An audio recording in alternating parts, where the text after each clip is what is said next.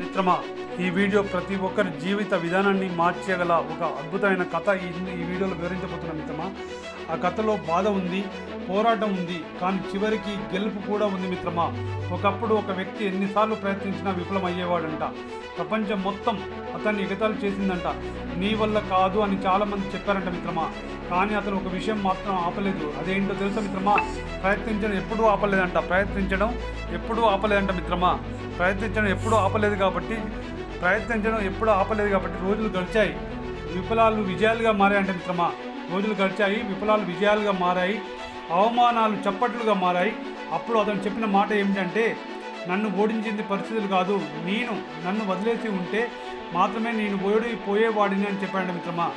అందుకోసమనే మిత్రులారా, జీవితంలో ఎన్ని కష్టాలు వచ్చినా గుర్తుంచుకోండి, చీకటి తర్వాతే వెలుగు వస్తుంది, పోరాటం తర్వాతే విజయం వస్తుంది. నమ్మకం ఉన్న వాటిని ప్రపంచం కూడా ఆపలేదు. అందుకే ఈ కథను ఒక్కసారి కాదు, జీవితంలో ఎన్నిసార్లైనా వినండి. మీకు మీరుగా మోటివేషన్ అయ్యే వరకు ఈ కథ వినండి. ఎందుకంటే ఇది కేవలం కథ కాదు, మీ జీవితాన్ని మార్చే నిజమని తెలుసుకోండి. మీ జీవితాన్ని మార్చే నిజమని తెలుసుకోండి.